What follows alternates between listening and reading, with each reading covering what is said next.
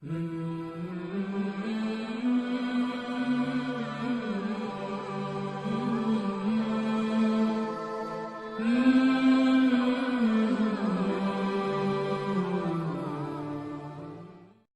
نے پوچھا حضور آپ کا سن ولادت کیا ہے؟ آپ نے فرمایا کیوں نہ قرآن سے پوچھ لے۔ یار یہ عجیب سوال ہے، عجیب جواب ہے۔ حالانکہ سن ولادت کی باری آئے تو لوگ اکثر اعزاء اقرباء ماں باپ کی طرف رجوع کرتے ہیں۔ امام احمد رضا بریلوی کا علم دیکھو، شعور دیکھو، عقل دیکھو، اللہ رسول سے نسبت دیکھو۔ فرمایا قرآن سے پوچھ لیتے ہیں۔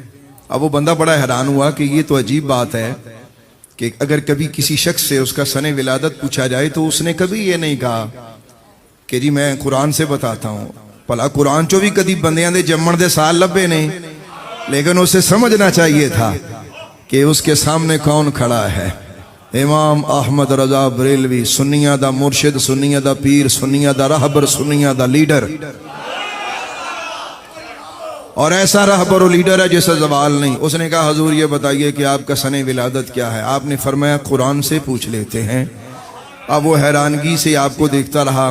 آپ نے قرآن منگوایا، قرآن کھولا اور آپ نے یہ آیت پڑھی، اولئک کتب فی قلوبہم الایمان وایدہم بروح منہ۔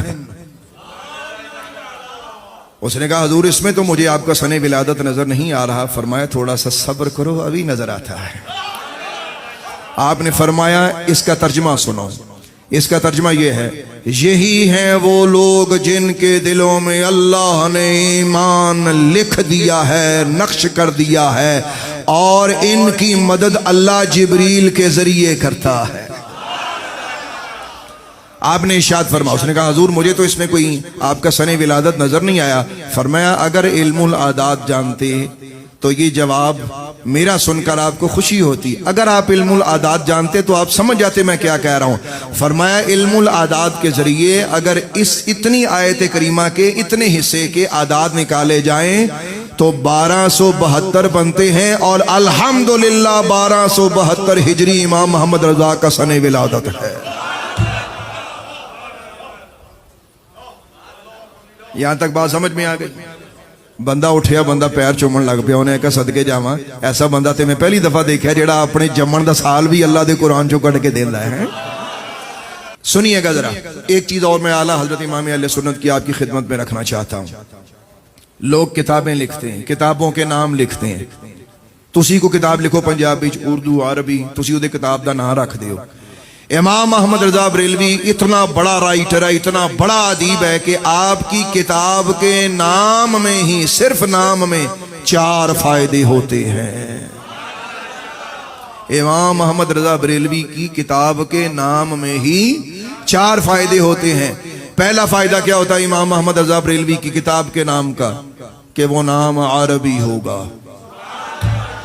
نمبر 1۔ نمبر 2، دوسرا فائدہ اس کتاب کے نام کا یہ ہوگا کہ وہ کتاب کا جو نام ہے وہ نظم میں ہوگا۔ مثال کے طور پہ جیسے حضرت امام محمد بریلوی کی کتاب کا نام ہے الدولۃ المکیہ بالمادۃ الغیبیہ۔ انداز دیکھیے میرے امام کا۔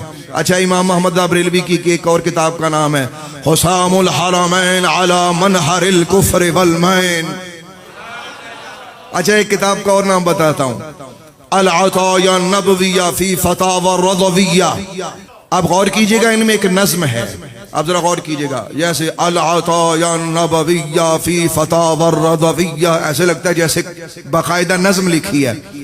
اچھا الدولۃ المکیہ بالمادۃ الغیبیہ، کیا انداز ہے یار! پھر کیا لکھتے ہیں؟ یہ پڑھنے کا بھی الحمدللہ غلامانہ انداز ہے نا۔ کتنے فائدے ہوتے ہیں؟